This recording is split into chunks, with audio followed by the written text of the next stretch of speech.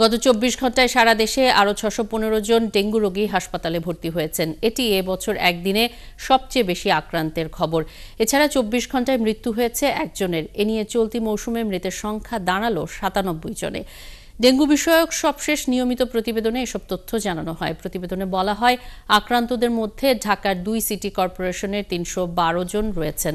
এছাড়া ঢাকা বিভাগে ১০৪ জন, চট্টগ্রাম বিভাগে ৯৪ জন, খুলনায় ৬০ জন, ময়মনসিংহে ৬ জন ও বরিশালে ২৪ জন রোগী হাসপাতালে ভর্তি হয়েছেন। এ নিয়ে দেশে ডেঙ্গুতে আক্রান্ত হয়ে হাসপাতালে ভর্তি আছেন ১৬,২৮৫ জন।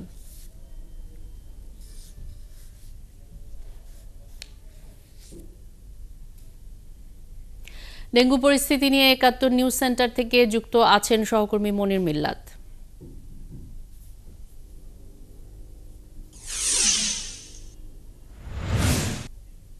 মনির, যেমনটি বলছিলাম, গেল ২৪ ঘন্টায় রোগী ভর্তির রেকর্ড হয়েছে। এবারের প্রাক জরিপ কি বলছে? গত বছর আমরা দেখেছি দেশের ইতিহাসে সবচেয়ে ভয়াবহ পরিস্থিতি ছিল, ডেঙ্গুর যে প্রাদুর্ভাব ছিল সেটি। তো একই সঙ্গে ঝুঁকি এবং প্রস্তুতি সব মিলিয়ে কেমন দেখছেন পরিস্থিতি? দেখুন, প্রতি বছরই ৩টি জরিপের ফলাফল দিয়ে থাকে স্বাস্থ্য অধিদপ্তর, যেখানে কীটতত্ত্ববিদরাও কাজ করে থাকেন। এবার গত জুলাই মাসে মূলত সেই রিপোর্টটি দেওয়া হয়, যেখানে মাঠ পর্যায়ে এডিস মশার ঘনত্ব এবং একই সাথে অন্যান্য তথ্যপাত্র যেগুলো রয়েছে সমস্ত কিছু একসাথে করে তারা বলেছিলেন যে এবছরের সেপ্টেম্বর নাগাদ ডেঙ্গু পরিস্থিতি ভয়াবহ একটা রূপ নিতে পারে। সেই আগাম সতর্কতা কিংবা তাদের যে পূর্বাভাস সেটি কিন্তু গত জুলাইয়ে দেওয়া হয়েছিল। কিন্তু জুলাইয়ের একেবারে মাঝামাঝি সময় থেকে আপনি জানেন যে বৈষম্য বিরোধী ছাত্র আন্দোলন শুরু হয়, তারপর সরকারের পতন, মাঝখানে এই যে রাজনৈতিক এক ধরনের অস্থিরতা এবং রাজনৈতিক যে পট পরিবর্তন, তার প্রেক্ষিতে মশক নিধনের যে কার্যক্রম সেটি কিন্তু একেবারেই থমকে যায়। আপনি ঢাকা উত্তর সিটি কর্পোরেশন, ঢাকা দক্ষিণ সিটি কর্পোরেশন সহ আপনার দেশের বিভিন্ন সিটি কর্পোরেশন এবং একই সাথে পৌরসভা, যারা মূলত স্থানীয় পর্যায়ে মশক নিধনের কাজটি করে থাকে, তারা কিন্তু সেই অর্থে এই রাজনৈতিক পরিস্থিতির কারণে মশক নিধনের যে তৎপরতা সেটি সেই অর্থে চালাতে পারেনি। যার প্রেক্ষিতে আমরা দেখলাম যে সেপ্টেম্বরের শুরু থেকে এসেই ডেঙ্গু পরিস্থিতি একটু একটু করে আপনার ভয়াবহ হতে শুরু করে এবং গতকাল তো নতুন রেকর্ড হয়েছে, প্রতিদিনই আসলে রোগীর সংখ্যা বাড়ছে।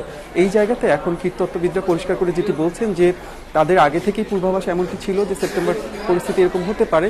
যেহেতু মাঝখানে মশক নিধন কার্যক্রম সেই অর্থে চালানো যায়নি, এখন সেই তৎপরতা অনেক বেশি জোরদার করতে হবে। তারা যেটি একেবারে পরিষ্কার করে বলছেন যে একেবারে হটস্পট ধরে ধরে, অর্থাৎ যেই বাড়িগুলোর মধ্যে ডেঙ্গু রোগী আছেন সেই বাড়ির আশপাশে অন্তত ২০০ মিটারে অ্যাডাল্টিসাইডিং অর্থাৎ আপনার ফগিং করে উড়ন্ত মশা যেগুলো রয়েছে সেগুলো মারতে হবে এবং একই সাথে নিয়মিতভাবে সকালবেলাতে আপনার লার্ভিসাইডিং অর্থাৎ এডিস মশার যে আপনার প্রযোজন স্থল সেগুলো ধ্বংস করতে হবে।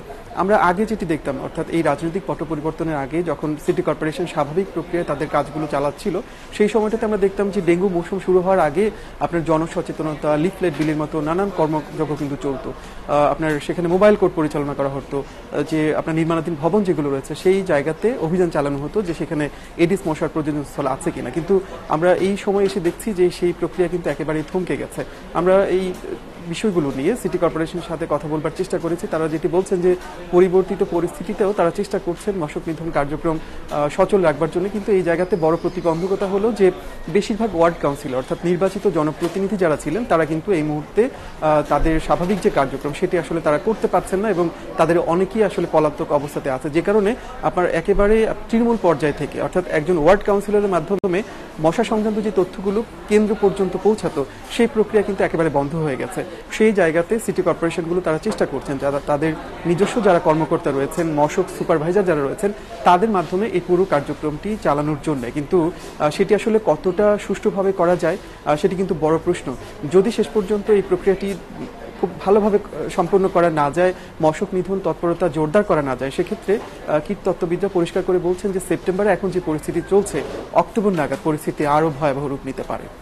অনেক ধন্যবাদ মনির মিল্লাত, সঙ্গেই থাকবেন। ডেঙ্গু পরিস্থিতি নিয়ে আমাদের সাথে যুক্ত ছিলেন সহকর্মী মনির মিল্লাত।